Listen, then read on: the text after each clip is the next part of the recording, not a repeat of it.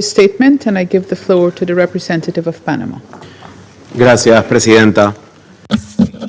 Thank you, Madam President.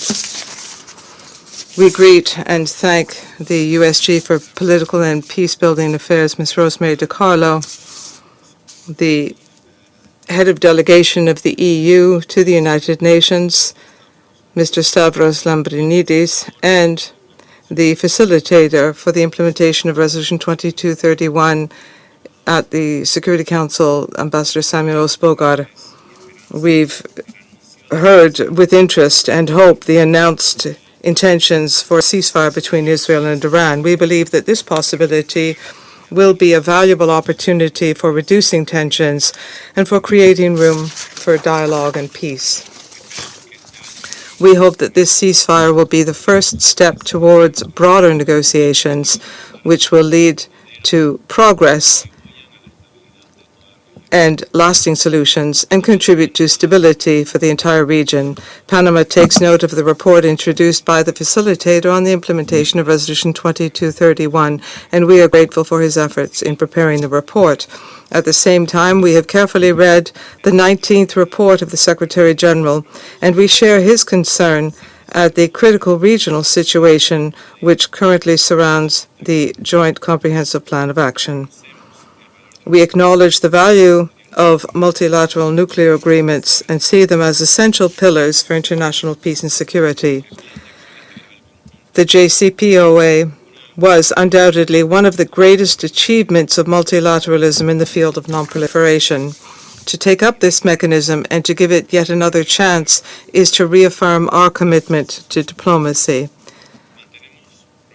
We remained concerned at the fact that the provisions of Resolution 2231 will expire on the 18th of October of 2025, and despite that deadline, the goals both of the resolution and the plan have not yet been fully met.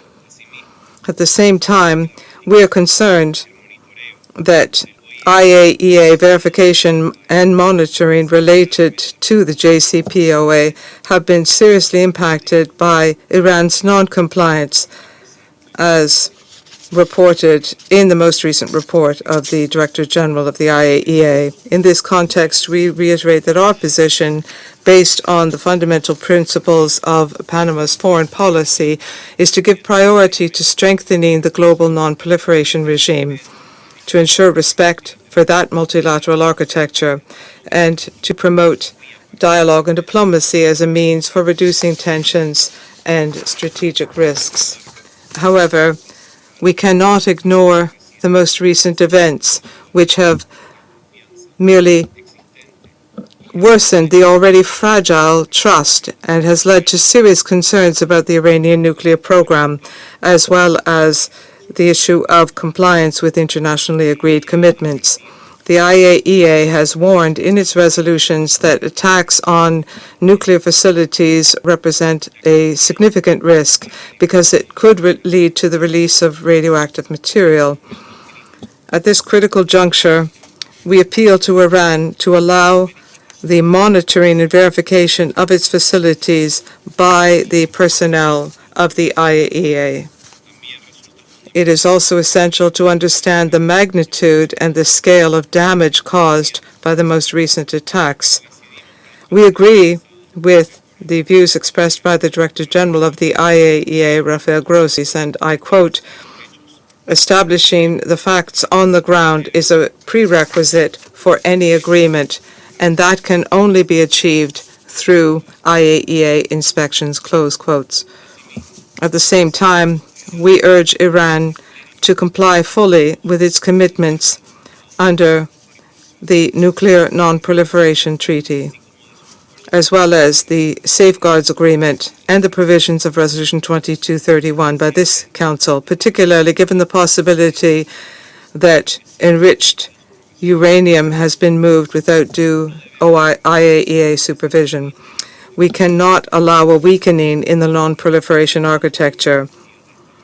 That architecture has provided greatest guarantees for international stability and security and significantly reduced the risk of nuclear weapons becoming a source of confrontation or conflict.